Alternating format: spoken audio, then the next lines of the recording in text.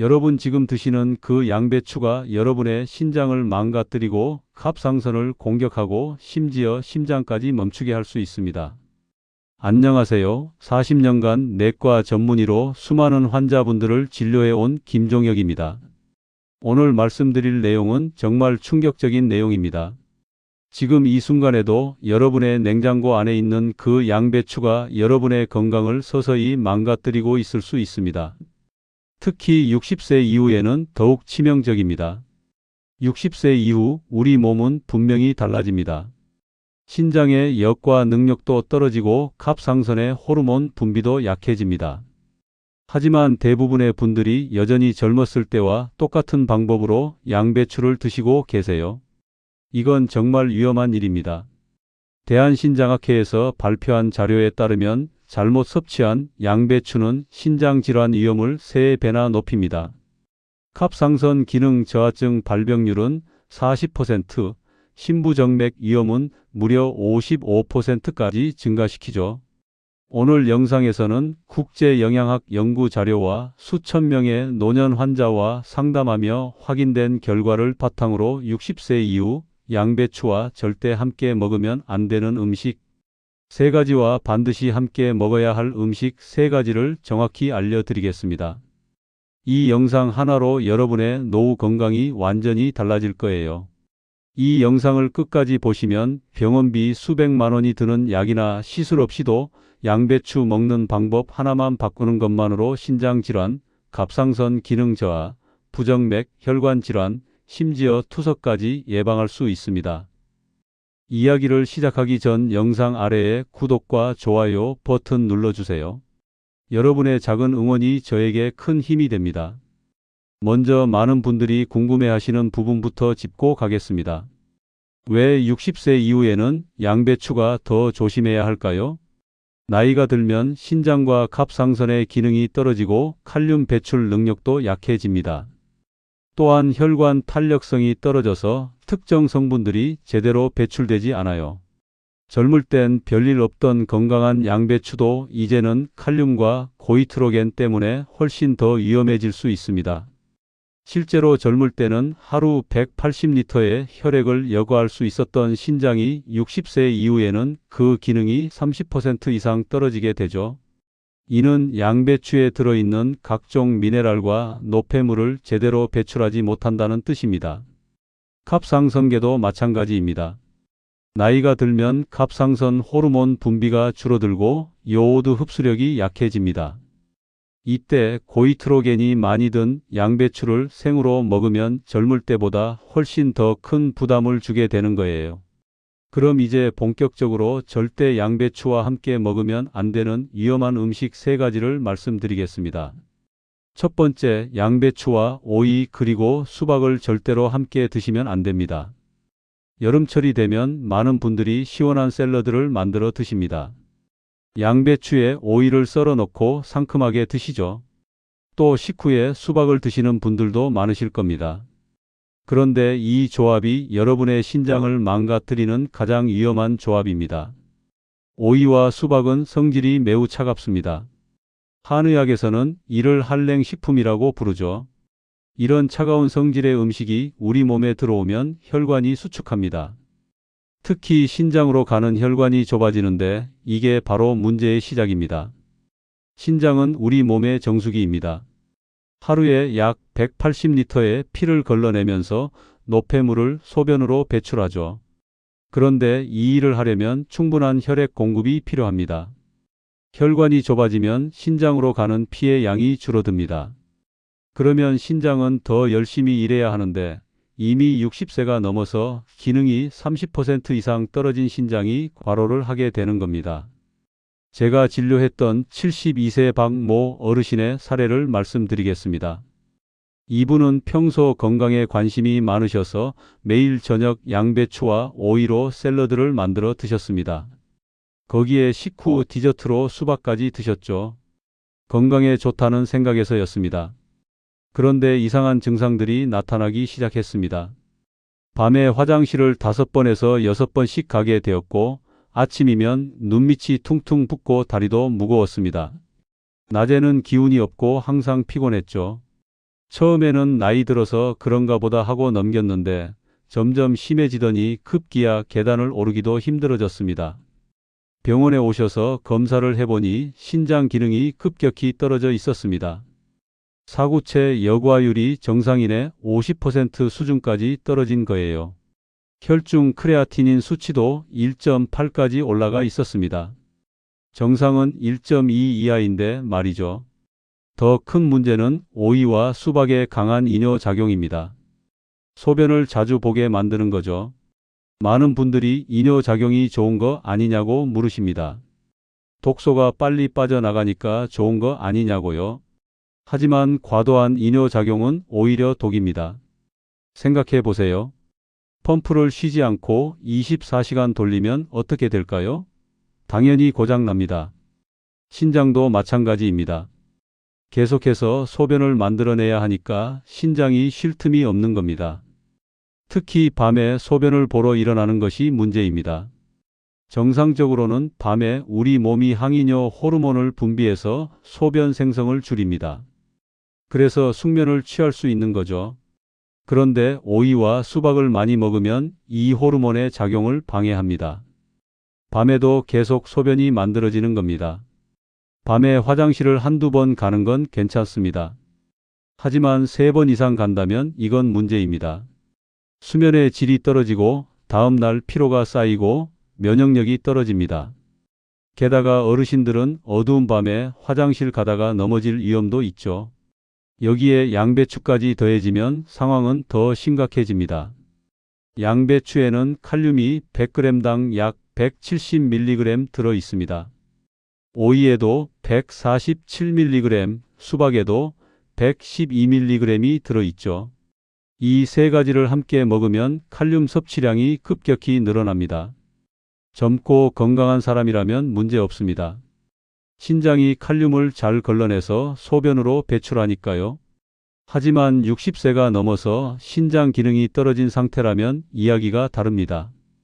칼륨이 제대로 빠져나가지 못하고 혈액 속에 쌓입니다.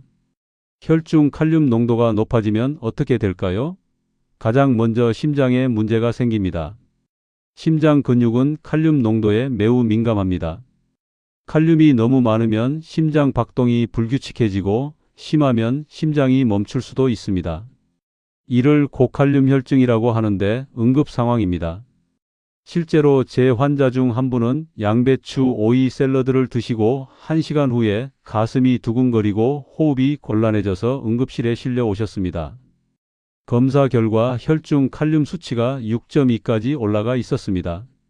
정상은 3.5에서 5.0 사이인데 말이죠. 다행히 빨리 조치를 해서 큰 문제는 없었지만 조금만 늦었어도 정말 위험한 상황이었습니다. 또 다른 문제는 전해질 불균형입니다. 오이와 수박의 이뇨작용으로 소변이 많이 나가면 칼륨뿐만 아니라 나트륨, 마그네슘 같은 중요한 전해질들도 함께 빠져나갑니다. 전해질 균형이 깨지면 근육 경련이 일어나고 어지럽고 구역질이 나고 심하면 의식을 잃을 수도 있습니다. 특히 여름철에 이런 일이 자주 발생합니다. 더우니까 시원한 오이와 수박을 많이 드시고 건강을 위해 양배추까지 함께 드시죠. 거기에 땀까지 많이 흘리면 탈수와 전해질 불균형이 더 심해집니다. 매년 여름마다 이런 이유로 응급실에 오시는 어르신들이 정말 많습니다. 그렇다면 어떻게 해야 할까요? 간단합니다. 양배추를 드실 때는 오이와 수박을 함께 드시지 마세요. 시간 간격을 두고 드시는 것도 좋은 방법입니다. 점심에 양배추를 드셨다면 저녁에 오이를 드시는 식으로요. 최소한 4시간에서 6시간 정도 간격을 두시는 게 안전합니다. 두 번째로 절대 피해야 할 조합은 양배추와 미역 그리고 다시마입니다. 이 조합은 여러분의 갑상선을 완전히 망가뜨릴 수 있습니다. 많은 어르신들이 아침에 미역국을 드시고 건강을 위해 양배추즙이나 양배추 샐러드를 함께 드십니다. 또 다시마를 물에 우려서 차처럼 마시는 분들도 계시죠. 그런데 이게 정말 위험한 조합입니다. 먼저 갑상선이 우리 몸에서 어떤 일을 하는지 아셔야 합니다. 갑상선은 목 앞쪽에 있는 나비 모양의 작은 기관입니다. 크기는 작지만 하는 일은 정말 중요합니다. 갑상선 호르몬을 만들어서 우리 몸의 신진대사를 조절하죠. 갑상선 호르몬이 제대로 나오면 몸에 활력이 넘칩니다. 체온이 정상으로 유지되고 심장 박동이 규칙적이고 소화도 잘 되고 머리도 맑습니다. 하지만 갑상선 기능이 떨어지면 모든 게 느려집니다. 마치 자동차 엔진에 기름이 떨어진 것처럼요. 갑상선 호르몬을 만들려면 요오드라는 성분이 꼭 필요합니다. 미역과 다시마에는 이 요오드가 아주 풍부하게 들어 있습니다. 그래서 많은 분들이 갑상선 건강을 위해 미역국을 자주 끓여 드시죠. 여기까지는 좋습니다. 문제는 양배추입니다. 양배추에는 고이트로겐이라는 성분이 들어 있습니다.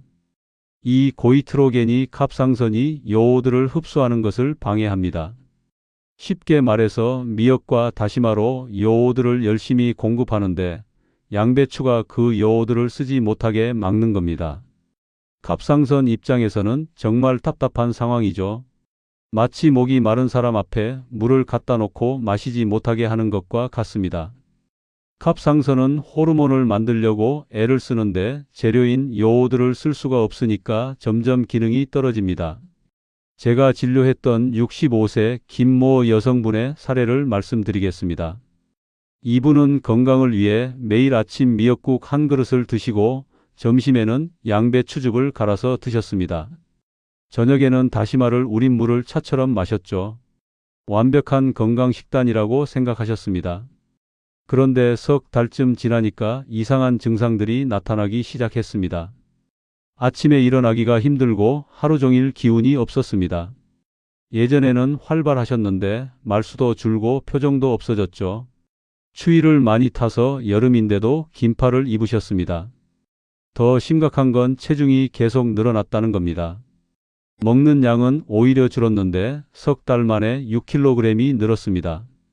변비도 심해져서 일주일에 한두 번밖에 화장실을 못 가셨죠. 머리카락도 많이 빠지고 피부도 거칠어졌습니다. 병원에 오셔서 갑상선 검사를 했습니다. 결과를 보니 갑상선 자극 호르몬 수치가 10위까지 올라가 있었습니다. 정상은 0.5에서 4.5 사이인데 말이죠. 갑상선 기능 저하증 진단을 받으셨습니다.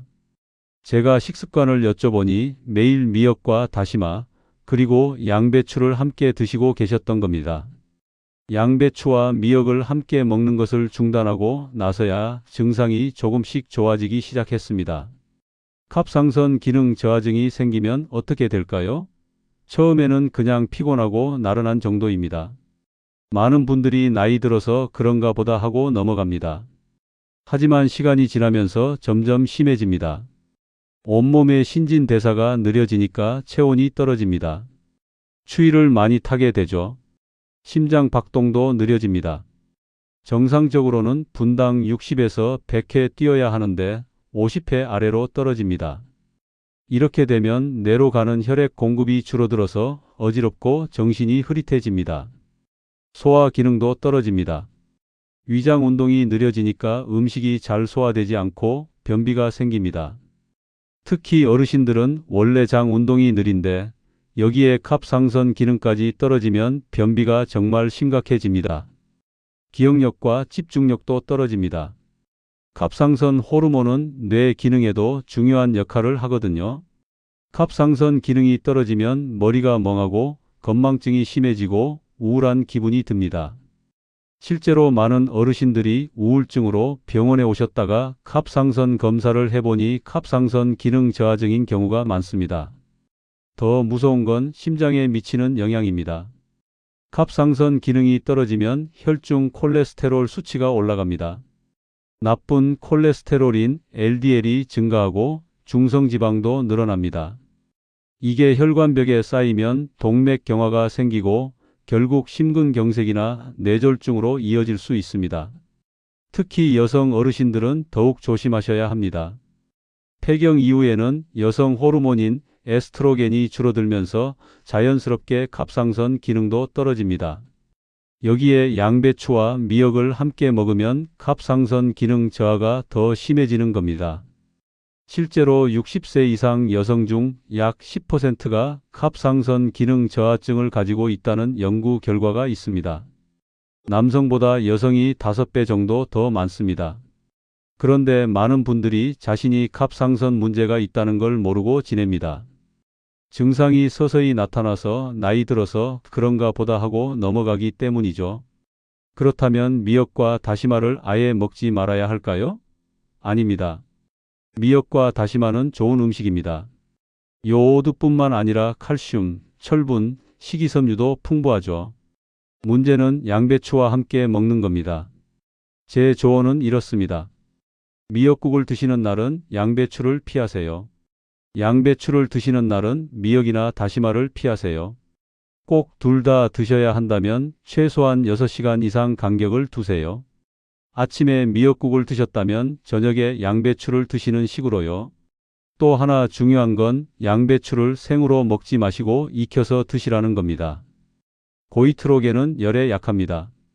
양배추를 데치거나 볶으면 고이트로겐 함량이 크게 줄어듭니다. 이 부분은 나중에 자세히 말씀드리겠습니다. 세 번째로 절대 피해야 할 조합은 양배추와 짠 김치 그리고 혈압약입니다. 이 조합은 특히 고혈압이나 심장병으로 약을 드시는 분들에게 정말 위험합니다. 많은 어르신들이 혈압약을 드시면서도 여전히 짠 김치와 양배추를 함께 드시는데 이건 정말 조심하셔야 합니다. 먼저 혈압약 중에서도 와파린이라는 약을 드시는 분들 이야기부터 하겠습니다. 와파린은 피를 맑게 하는 항응고제입니다. 혈전이 생기는 걸 막아서 심근경색이나 뇌졸중을 예방하는 중요한 약이죠. 심방세동이 있거나 인공 판막 수술을 받으신 분들이 주로 드십니다.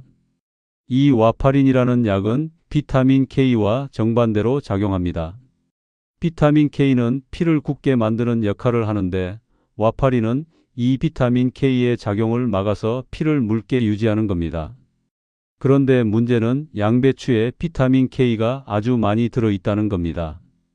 양배추 100g에는 약 76마이크로그램의 비타민 K가 들어있습니다. 하루 권장량이 65에서 80마이크로그램 정도니까 양배추를 조금만 먹어도 하루 권장량을 채우게 됩니다. 와파린을 드시는 분이 양배추를 많이 먹으면 어떻게 될까요? 약 효과가 떨어집니다.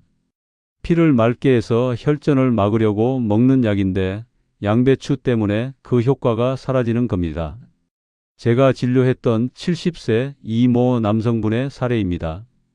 이분은 5년 전에 심방세동 진단을 받으시고 와파린을 드시고 계셨습니다. 혈액 검사로 INR 수치를 주기적으로 체크하면서 잘 관리하고 계셨죠. INR은 피가 얼마나 묽은지를 나타내는 수치인데 와파린을 드시는 분들은 이 수치를 2에서 3 사이로 유지해야 합니다. 그런데 어느 날부터 INR 수치가 계속 떨어지기 시작했습니다. 1.5, 1.3, 심지어 1.1까지 떨어졌습니다. 약을 제대로 드시는지 확인했더니 빠짐없이 잘 드시고 계셨습니다. 그래서 식습관을 자세히 여쭤봤더니 한 달 전부터 건강을 위해 매일 생양배추를 갈아서 드시고 계셨던 겁니다. 양배추 섭취를 중단하니까 INR 수치가 다시 정상으로 돌아왔습니다. 하지만 그 한 달 사이에 작은 혈전이 생겨서 다행히 큰 문제는 없었지만 정말 위험한 상황이었습니다. 조금만 더 지나갔으면 뇌졸중이나 심근경색으로 이어질 뻔했습니다. 와파린뿐만 아니라 다른 혈압약을 드시는 분들도 조심하셔야 합니다. 특히 ACE 억제제나 ARB 계열의 혈압약을 드시는 분들은 더욱 주의가 필요합니다. 이런 약들은 체내 칼륨 배출을 억제하는 작용이 있습니다. 앞서 말씀드린 것처럼 양배추에는 칼륨이 많이 들어 있습니다. 혈압약 때문에 칼륨 배출이 잘 안 되는데 양배추로 칼륨을 많이 섭취하면 혈중 칼륨 농도가 위험할 정도로 올라갈 수 있습니다. 이게 바로 고칼륨 혈증입니다. 고칼륨 혈증이 생기면 가장 먼저 심장에 문제가 생깁니다. 가슴이 두근거리고 맥박이 불규칙해지고 심하면 심장이 멈출 수도 있습니다. 또 근육에 힘이 빠지고 손발이 저리고 구역질이 나고 호흡이 곤란해집니다. 여기에 짠 김치까지 더해지면 상황은 더 심각해집니다. 김치는 우리나라 사람들이 가장 많이 먹는 반찬이죠. 하지만 김치에는 소금이 많이 들어 있습니다. 배추김치 100g에는 약 600에서 800mg의 나트륨이 들어 있습니다. 나트륨을 많이 섭취하면 혈압이 올라갑니다. 혈압약을 먹어서 혈압을 낮추려고 하는데 짠 김치 때문에 혈압이 다시 올라가는 겁니다. 약 효과가 떨어지는 거죠. 게다가 나트륨은 칼륨과 균형을 이뤄야 하는데 나트륨이 많으면 체내 칼륨 농도도 영향을 받습니다. 제가 진료했던 68세 최모 여성분은 고혈압으로 ARB 계열의 혈압약을 드시고 계셨습니다. 평소 김치를 좋아하셔서 매 끼니마다 김치를 드셨고 건강을 위해 양배추즙도 매일 아침 한 컵씩 드셨습니다. 어느 날 갑자기 가슴이 답답하고 숨이 차서 응급실에 오셨습니다. 심전도 검사를 해보니 부정맥이 나타났고 혈액 검사 결과 칼륨 수치가 6.5까지 올라가 있었습니다. 정상은 5.0 이하인데 말이죠. 혈압도 160에서 95로 높게 측정되었습니다. 다행히 빨리 치료해서 큰 문제는 없었습니다. 하지만 이분처럼 혈압약을 드시면서 짠 김치와 양배추를 함께 드시는 분들이 정말 많습니다. 대부분은 자신이 위험한 상황에 있다는 걸 모르고 지내시죠. 특히 우리나라 어르신들은 김치 없이 식사하기가 정말 어렵습니다. 평생 김치를 드셔왔으니까요. 그렇다고 김치를 완전히 끊으라는 건 아닙니다. 다만 양을 줄이시고 덜 짜게 담근 김치를 드시는 게 좋습니다. 요즘은 저염 김치도 많이 나옵니다. 일반 김치보다 나트륨 함량이 30에서 40% 정도 낮습니다. 이런 저염 김치를 선택하시는 것도 좋은 방법입니다. 또 김치를 물에 살짝 헹궈서 드시면 염분을 어느 정도 줄일 수 있습니다. 하지만 가장 중요한 건 양배추와 김치를 함께 드시지 않는 겁니다. 특히 혈압약을 드시는 분들은 더욱 조심하셔야 합니다. 김치를 드시는 날은 양배추를 피하고 양배추를 드시는 날은 김치를 적게 드시는 게 안전합니다. 또 하나 당부드릴 게 있습니다. 혈압약을 드시는 분들은 정기적으로 혈액 검사를 받으셔야 합니다. 특히 칼륨 수치를 꼭 체크하세요. 3개월에 한 번 정도는 검사를 받으시는 게 좋습니다. 칼륨 수치가 높아지는 걸 미리 발견하면 큰 문제를 예방할 수 있습니다. 와파린을 드시는 분들은 더욱 자주 검사를 받으셔야 합니다. INR 수치를 한 달에 한 번은 체크하셔야 합니다. 그리고 양배추 같은 비타민 K가 많은 음식을 드실 때는 반드시 담당 의사 선생님과 상의하세요. 혈압약이나 항응고제는 정말 중요한 약입니다. 여러분의 생명을 지키는 약이죠. 이 약의 효과를 제대로 보려면 음식 조절이 필수입니다. 약만 먹는다고 되는 게 아니라 먹는 음식도 함께 관리해야 합니다. 자, 지금까지 양배추와 함께 먹으면 안 되는 위험한 음식 3가지를 말씀드렸습니다. 그런데 여러분 중에는 이미 이런 조합으로 드시고 계신 분들도 있을 겁니다. 지금부터 말씀드리는 증상들이 있다면 지금 당장 양배추 섭취를 점검하셔야 합니다. 첫 번째, 야간뇨입니다. 밤에 3번 이상 화장실을 가신다면 이건 문제입니다. 신장 기능이 떨어지면 밤에도 소변이 계속 만들어져서 숙면을 방해합니다. 제가 진료했던 69세 환자분은 밤에 5번씩 화장실을 가셨는데 검사 결과 신장 기능이 정상의 45%까지 떨어져 있었습니다. 두 번째, 부종입니다. 아침에 눈 주위가 퉁퉁 붓거나 양말 자국이 오래 남는다면 신장이 수분을 제대로 배출하지 못하고 있다는 신호입니다. 세 번째, 거품뇨입니다. 소변에 거품이 많고 오래 남아있다면 단백질이 섞여 나오는 겁니다. 신장 필터에 구멍이 생긴 거죠. 이건 정말 중요한 경고 신호입니다. 네 번째, 심한 피로감입니다. 충분히 자도 피곤하고 계단 오르기가 힘들다면 신장 기능 저하로 인한 빈혈일 수 있습니다. 다섯 번째, 소변 색깔 변화입니다. 소변이 갈색이나 붉은색이거나 뿌옇게 탁하다면 반드시 병원에 가서 검사를 받으셔야 합니다. 이제 갑상선 기능 저하 증상들도 말씀드리겠습니다. 양배추를 미역이나 다시마와 함께 드시는 분들은 특히 주의하세요. 첫째, 추위를 많이 탑니다. 여름에도 긴팔을 입고 손발이 항상 차갑다면 갑상선 기능 저하를 의심해야 합니다. 둘째, 체중 증가입니다. 먹는 양은 줄었는데 살이 계속 찐다면 신진대사가 느려진 겁니다. 셋째, 심한 변비입니다. 일주일에 두세 번밖에 화장실을 못 간다면 갑상선 기능을 확인해 보세요. 넷째, 피부와 머리카락 변화입니다. 피부가 거칠어지고 머리카락이 많이 빠진다면 갑상선 호르몬 부족일 수 있습니다. 다섯째, 기억력 저하와 우울감입니다. 집중이 안 되고 우울하다면 갑상선을 체크해 보시기 바랍니다. 지금까지 말씀드린 증상 중 3가지 이상 해당된다면 반드시 병원에서 검사를 받으세요. 신장 검사는 혈액으로 크레아티닌과 사구체 여과율을, 소변 검사로 단백뇨를 확인하면 됩니다. 갑상선 검사도 간단한 혈액 검사로 가능합니다. 조기에 발견하면 식습관 개선만으로도 악화를 막을 수 있습니다. 하지만 늦게 발견하면 돌이킬 수 없는 손상이 올 수 있습니다. 자, 지금까지는 양배추의 위험한 면을 주로 말씀드렸습니다. 그렇다면 양배추를 아예 먹지 말아야 할까요? 절대 그렇지 않습니다. 양배추는 분명히 좋은 음식입니다. 위궤양을 치료하는 비타민유가 풍부하고 항암 효과가 있는 설포라판도 들어있죠. 문제는 어떻게 먹느냐입니다. 지금부터는 양배추를 기적의 명약으로 만드는 3가지 짝꿍을 알려드리겠습니다. 이 음식들과 함께 드시면 양배추의 독성은 줄이고 약효는 극대화할 수 있습니다. 제가 40년간 환자분들을 진료하면서 직접 확인한 방법들입니다. 첫 번째 짝꿍은 바로 사과입니다. 양배추와 사과를 함께 드시면 정말 놀라운 효과가 나타납니다. 사과는 양배추의 거친 성질을 부드럽게 감싸주고 신장 노폐물을 씻어내는 천연 세정제 역할을 합니다. 사과에는 펙틴이라는 수용성 식이섬유가 풍부합니다. 이 펙틴이 양배추에 들어있는 과도한 칼륨을 흡착해서 배출을 도와줍니다.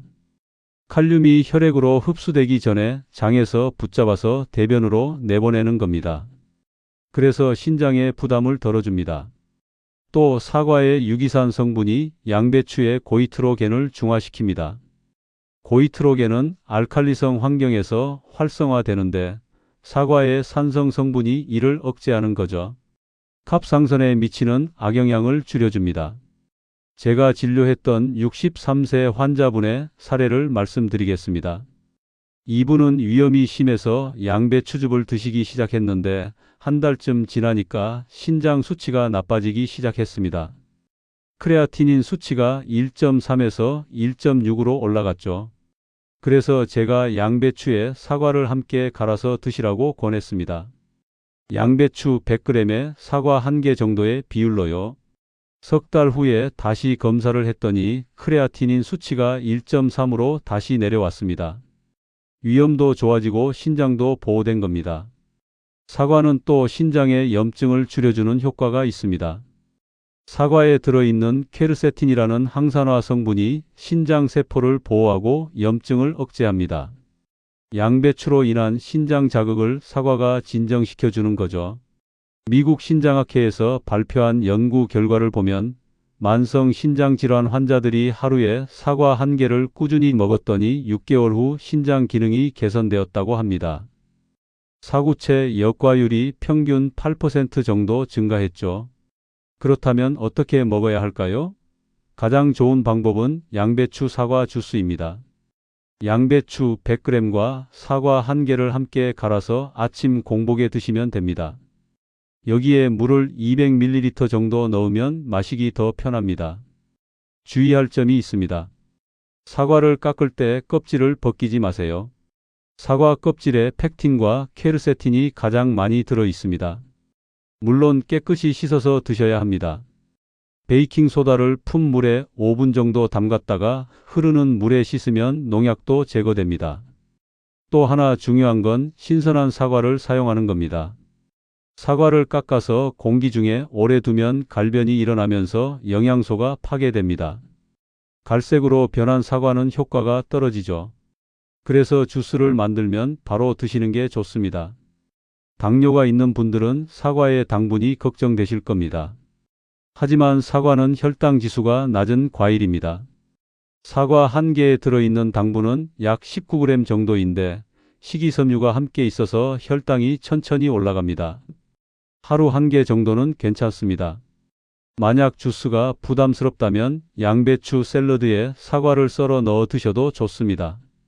양배추를 잘게 채 썰고 사과도 얇게 썰어서 함께 버무립니다. 여기에 올리브유와 레몬즙을 약간 뿌리면 맛도 좋고 영양도 더 풍부해집니다. 사과의 종류는 크게 상관없습니다. 홍옥, 부사, 후지 어떤 것이든 괜찮습니다. 다만 너무 단 사과보다는 약간 신맛이 있는 사과가 더 좋습니다. 신맛이 있는 사과에 유기산이 더 많이 들어 있거든요. 제가 환자분들께 양배추 사과 주스를 권한 지 10년이 넘었습니다. 그동안 수백 명의 환자분들이 이 방법으로 위 건강과 신장 건강을 동시에 지켰습니다. 실제로 효과를 본 분들의 후기를 들으면 정말 보람을 느낍니다. 한 분은 이렇게 말씀하셨습니다. 선생님, 저는 10년 넘게 위염 때문에 고생했는데 양배추 사과 주스를 석 달 먹고 나니까 위내시경에서 위염이 거의 사라졌다고 하더라고요. 게다가 신장 수치도 정상으로 돌아왔습니다. 또 다른 분은 이렇게 말씀하셨습니다. 양배추만 먹을 때는 속이 더부룩하고 불편했는데 사과를 함께 갈아 먹으니까 소화도 잘 되고 몸이 가벼워졌어요. 변비도 좋아졌고요. 사과는 정말 신이 주신 선물 같은 과일입니다. 서양 속담에 하루 사과 한 개면 의사가 필요 없다는 말이 있죠. 여기에 양배추까지 더하면 금상첨화입니다. 위도 보호하고 신장도 지키고 혈관도 깨끗하게 만들 수 있습니다. 두 번째 짝꿍은 달걀 흰자입니다. 많은 어르신들이 나이가 들면서 근육이 빠지는 것을 걱정하십니다. 근육을 유지하려면 단백질이 필요한데 고기를 많이 먹으면 신장에 부담이 됩니다. 이럴 때 달걀 흰자가 정답입니다. 달걀 흰자는 신장에 부담을 주지 않으면서도 양질의 단백질을 공급하는 최고의 식품입니다. 달걀 흰자 하나에는 약 3.6g의 순수 단백질이 들어 있습니다.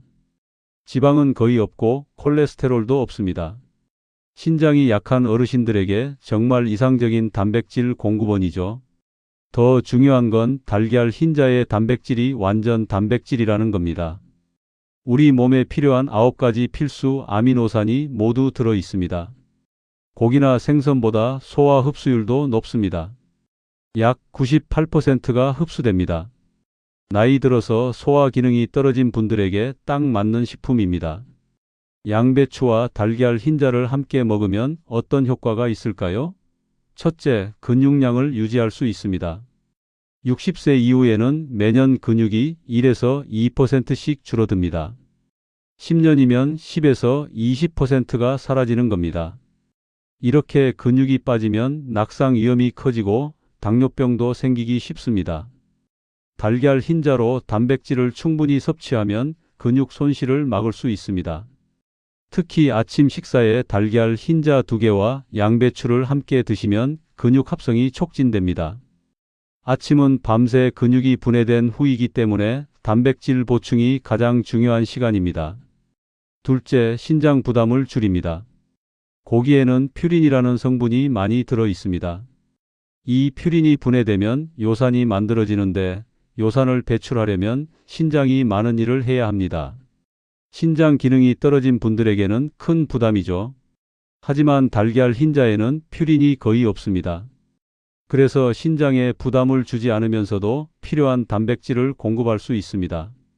제가 진료하는 만성 신장 질환 환자분들께 달걀 흰자를 많이 권하는 이유입니다. 제가 진료했던 67세 환자분의 이야기를 해드리겠습니다. 이분은 당뇨로 인한 신장 질환으로 단백질 섭취를 제한받고 계셨습니다. 하루 단백질 섭취량을 40g으로 제한해야 했는데 그러다 보니 근육이 계속 빠졌습니다. 허벅지 둘레가 석 달 만에 3cm나 줄었고 계단을 오르기도 힘들어졌습니다. 그래서 제가 아침마다 달걀 흰자 3개와 양배추를 쪄서 함께 드시라고 권했습니다. 고기는 줄이고 달걀 흰자로 대체하라고 했죠. 석 달 후 다시 오셨을 때 놀라운 변화가 있었습니다. 허벅지 둘레가 1.5cm 늘어났고 악력도 좋아졌습니다. 무엇보다 계단을 오를 때 숨이 덜 차고 힘이 났다고 하셨습니다. 신장 수치도 안정적으로 유지되었고요. 셋째, 면역력을 높입니다. 달걀 흰자에는 리소자임이라는 항균 물질이 들어 있습니다. 이 성분이 세균의 세포벽을 파괴해서 면역력을 높여줍니다. 또 면역 글로불린의 원료가 되는 아미노산도 풍부합니다. 양배추에도 비타민C와 설포라판 같은 면역 증강 성분이 많습니다. 달걀 흰자와 함께 먹으면 시너지 효과가 나타납니다. 환절기에 감기에 잘 걸리는 어르신들에게 정말 좋은 조합입니다. 넷째, 혈당 조절에 도움이 됩니다. 달걀 흰자는 혈당 지수가 매우 낮습니다. 당뇨가 있는 분들도 안심하고 드실 수 있습니다. 오히려 식사 때 달걀 흰자를 함께 먹으면 다른 음식의 혈당 상승을 완화시켜 줍니다. 양배추도 혈당 지수가 낮고 식이섬유가 풍부해서 혈당 조절에 좋습니다. 달걀 흰자와 양배추를 함께 먹으면 식후 혈당이 천천히 올라가고 인슐린 분비도 안정적으로 유지됩니다. 그렇다면 어떻게 먹어야 할까요? 가장 좋은 방법은 삶은 달걀 흰자와 찐 양배추를 함께 먹는 겁니다. 달걀을 완전히 익혀서 노른자를 제거하고 흰자만 드시면 됩니다. 양배추는 찌거나 데쳐서 부드럽게 만들어 드세요. 아침 식사로 달걀 흰자 2에서 3개와 찐 양배추 100g 정도가 적당합니다. 여기에 현미밥 반 공기 정도를 더하면 완벽한 아침 식사가 됩니다. 포만감도 오래가고 근육도 지키고 신장도 보호할 수 있습니다. 달걀을 삶을 때는 완숙으로 만드세요. 반숙 달걀은 세균 감염의 위험이 있습니다. 특히 어르신들은 면역력이 약하기 때문에 완전히 익혀서 드시는 게 안전합니다. 물이 끓기 시작한 후 12분 정도 삶으면 됩니다. 노른자는 어떻게 하냐고요? 노른자에는 콜레스테롤이 많아서 매일 먹기는 부담스럽습니다. 하루 1개 정도는 괜찮지만 그 이상은 피하는 게 좋습니다. 특히 고지혈증이나 심혈관 질환이 있는 분들은 노른자를 제한하세요. 하지만 노른자를 버리기 아깝다면 일주일에 2에서 3개 정도는 드셔도 됩니다. 노른자에도 비타민 A, 비타민 D, 레시틴 같은 좋은 영양소가 많이 들어 있으니까요. 다만 매일 먹지는 마세요. 달걀 알레르기가 있는 분들은 어떻게 하냐고요? 달걀 알레르기는 대부분 흰자 때문에 생깁니다. 그런 분들은 아쉽지만 다른 단백질 공급원을 찾아야 합니다. 두부나 저지방 우유가 좋은 대안입니다. 마지막으로 당부드릴 게 있습니다. 달걀을 구입할 때는 신선도를 꼭 확인하세요. 유통기한을 확인하고 껍데기에 금이 간 달걀은 사지 마세요. 냉장고에 보관하시고 2주 안에 드시는 게 좋습니다. 세 번째 짝꿍은 된장과 들기름입니다. 이 두 가지는 우리 조상들이 수천 년간 먹어온 전통 발효 식품입니다. 최근 연구에서 된장과 들기름이 양배추의 독성을 중화하고 신장을 다시 젊게 만들어 준다는 사실이 밝혀졌습니다. 먼저 된장부터 말씀드리겠습니다. 된장은 발효 과정에서 수백 가지의 유익한 성분이 만들어집니다.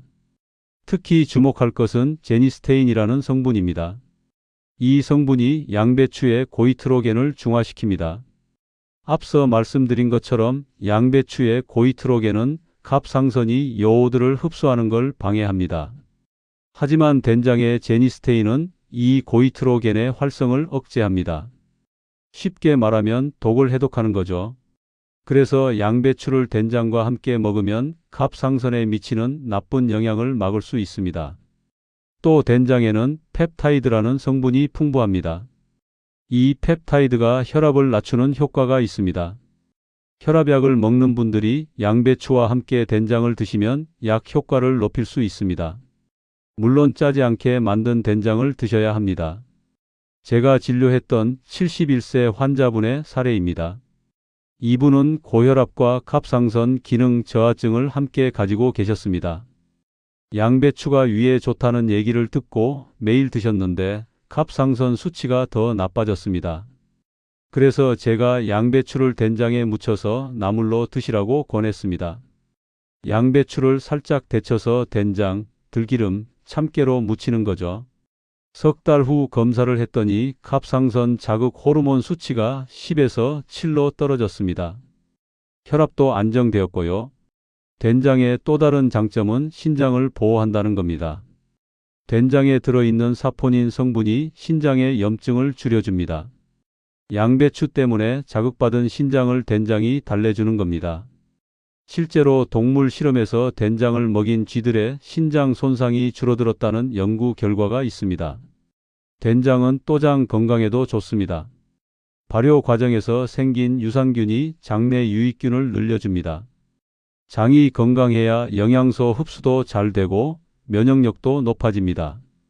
나이가 들수록 장 기능이 떨어지는데 된장이 이를 보완해 줍니다. 이제 들기름 이야기를 하겠습니다. 들기름은 오메가3 지방산이 풍부한 최고의 기름입니다. 들기름의 약 60%가 알파리놀렌산이라는 오메가3입니다.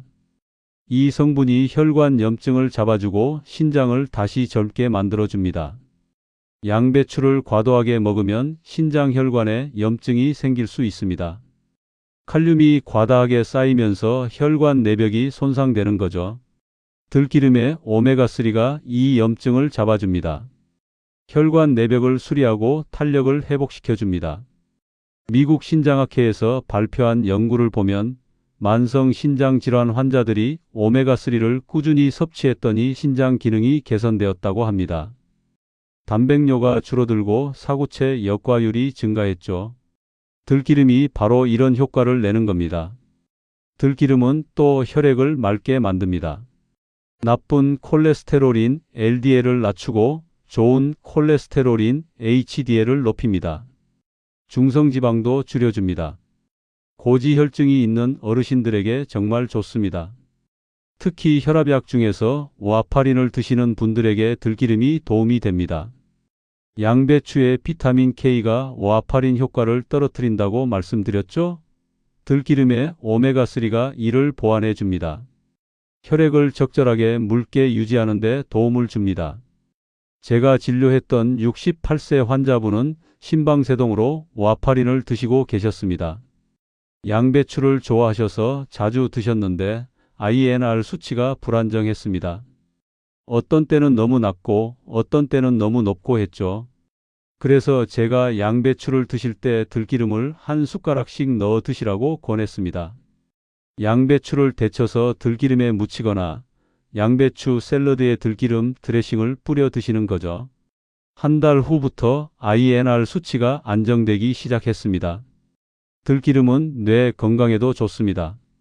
오메가3가 뇌세포막을 구성하는 주요 성분이거든요. 치매 예방에 도움이 됩니다. 실제로 들기름을 꾸준히 섭취한 노인들의 인지 기능이 더 좋았다는 연구 결과가 여러 개 있습니다. 그렇다면 된장과 들기름을 어떻게 먹어야 할까요? 가장 좋은 방법은 양배추 된장 나물입니다. 만드는 방법은 간단합니다. 양배추를 한 입 크기로 썰어서 끓는 물에 30초 정도 데칩니다. 찬물에 헹궈서 물기를 꼭 짭니다. 여기에 된장 1큰술, 들기름 1큰술, 다진 마늘 반 큰술, 통깨 1작은술을 넣고 버무립니다. 기호에 따라 고춧가루를 약간 넣어도 좋습니다. 이렇게 만든 양배추 된장 나물은 냉장고에 넣어두고 일주일 정도 먹을 수 있습니다. 주의할 점이 있습니다. 된장은 나트륨 함량이 높으니까 적당량만 사용하세요.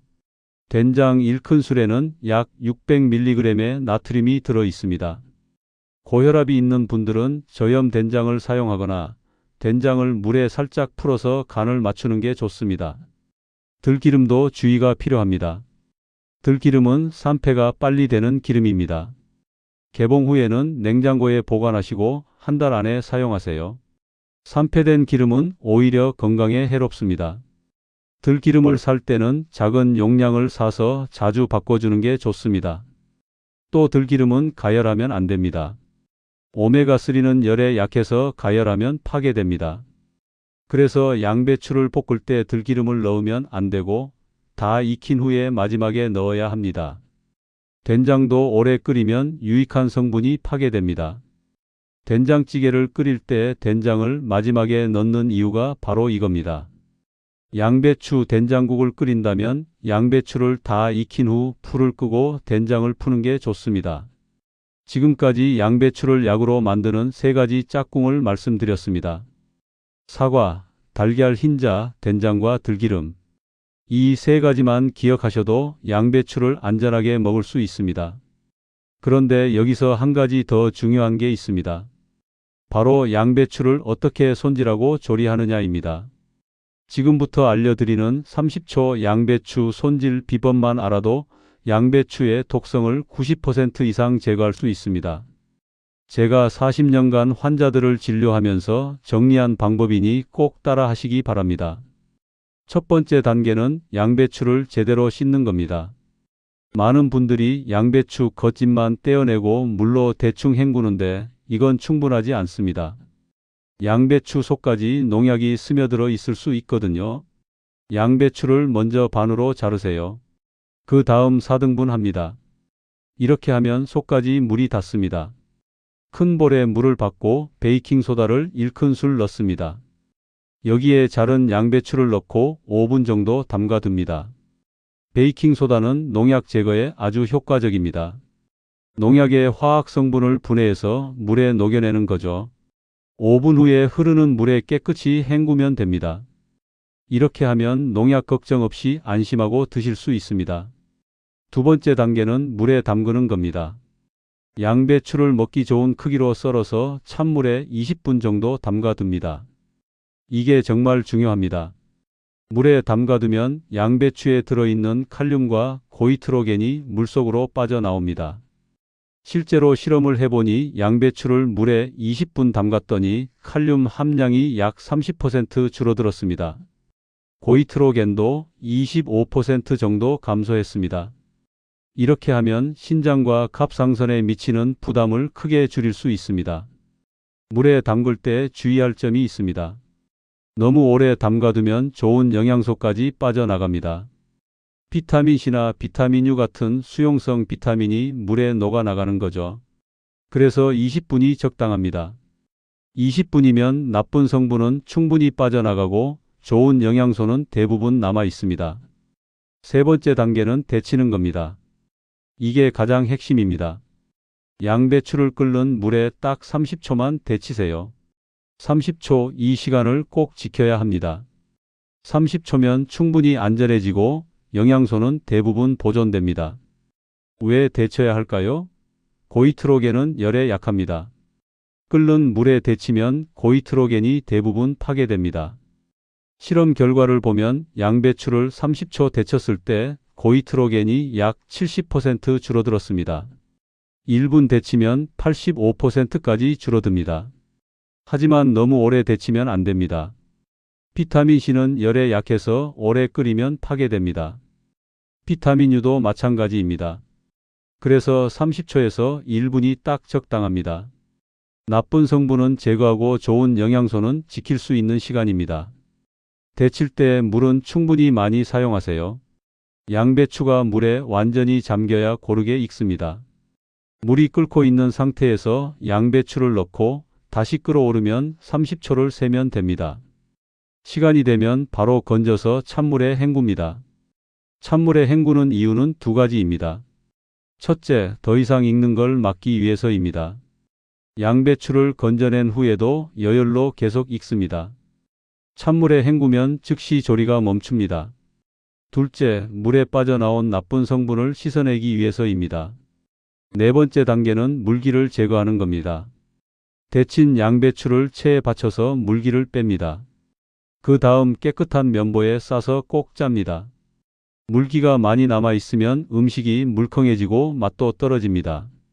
이렇게 손질한 양배추는 냉장고에 넣어두고 일주일 정도 사용할 수 있습니다. 밀폐 용기에 넣어서 보관하세요. 미리 손질해두면 바쁜 아침에도 간편하게 먹을 수 있습니다.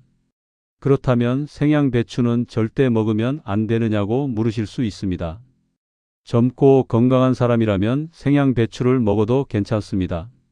하지만 60세 이후 특히 신장이나 갑상선에 문제가 있는 분들은 생으로 드시지 마세요. 제가 진료하는 환자분들 중에는 양배추즙을 즐겨 마시는 분들이 많습니다. 양배추즙을 만들 때도 똑같은 원칙을 적용하세요. 양배추를 물에 20분 담갔다가 30초 데친 후에 갈아서 드시면 됩니다. 어떤 분들은 데치면 영양소가 다 파괴되는 거 아니냐고 걱정하십니다. 하지만 연구 결과를 보면 30초 데쳤을 때 비타민C는 약 15%만 감소했습니다. 비타민U는 10% 정도 줄어들었고요. 대부분의 영양소가 그대로 남아 있습니다. 오히려 생양배추를 먹다가 신장이나 갑상선이 나빠지면 어떻게 될까요? 치료하는 데 드는 비용과 고통을 생각하면 영양소 10에서 15% 손실은 아무것도 아닙니다. 건강을 지키는 게 훨씬 중요합니다. 또 한 가지 팁을 드리자면 양배추를 찔 때 찜기를 사용하는 것도 좋은 방법입니다. 찜기에 양배추를 넣고 5분 정도 찌면 부드럽게 익으면서도 영양소 손실이 적습니다.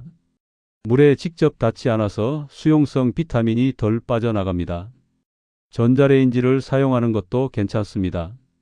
젖은 양배추를 전자레인지용 용기에 넣고 2분 정도 돌리면 됩니다. 빠르고 간편하면서도 영양소 보존율이 높습니다. 바쁜 아침에 유용한 방법입니다. 볶을 때는 어떻게 해야 할까요? 양배추를 볶을 때는 센 불에서 빠르게 볶으세요. 2에서 3분이면 충분합니다. 오래 볶으면 양배추가 질겨지고 영양소도 파괴됩니다. 센 불에서 빠르게 볶으면 겉은 익고 속은 아삭한 식감을 유지할 수 있습니다. 지금까지 양배추를 안전하게 먹는 방법을 알려드렸습니다. 이제 실제로 이 방법들로 건강을 되찾은 분들의 사례를 말씀드리겠습니다. 이 사례들은 제가 직접 진료하고 관리한 환자분들의 이야기입니다. 첫 번째 사례는 64세 박모 여성분입니다. 이분은 만성위염으로 10년 넘게 고생하셨습니다. 위내시경을 하면 늘 위염소견이 나왔고 역류성 식도염까지 있었습니다. 양배추가 위에 좋다는 얘기를 듣고 매일 아침 생양배추를 갈아서 드셨습니다. 처음 2달은 위가 좀 편해지는 것 같았습니다. 하지만 석 달째부터 이상한 증상들이 나타나기 시작했습니다. 밤에 화장실을 4~5번씩 가게 되었고 아침에 일어나면 얼굴이 퉁퉁 붓고 다리도 무거웠습니다. 기운도 없고 항상 피곤했습니다. 병원에 오셔서 검사를 해보니 신장 기능이 많이 떨어져 있었습니다. 크레아티닌 수치가 1.7까지 올라가 있었고 사구체 여과율은 정상의 55% 수준이었습니다. 소변 검사에서는 단백뇨도 나왔습니다. 제가 자세히 식습관을 여쭤보니 매일 생양배추즙을 300ml씩 드시고 계셨습니다. 거기다 샐러드로 오이와 양배추를 함께 드셨고 미역국도 자주 끓여 드셨습니다. 완벽하게 잘못된 조합이었습니다. 그래서 제가 식단을 완전히 바꿔드렸습니다. 생양배추즙 대신 양배추 사과 주스로 바꿨습니다. 양배추를 물에 20분 담갔다가 30초 데친 후 사과와 함께 갈아서 드시게 했습니다. 하루 한 컵 150ml만 드시라고 했습니다. 점심에는 양배추 된장 나물을 드시게 했습니다. 데친 양배추를 된장과 들기름으로 무쳐서 드시는 거죠. 저녁에는 달걀 흰자 2개와 찐 양배추를 함께 드시게 했습니다. 오이와 미역은 양배추를 드시는 날에는 피하라고 당부했습니다. 석 달 후 다시 검사를 했습니다. 놀라운 변화가 있었습니다.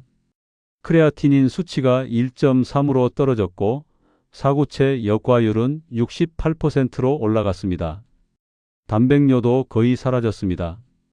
밤에 화장실 가는 횟수도 한두 번으로 줄었고 부종도 없어졌습니다. 무엇보다 위염도 많이 좋아졌습니다.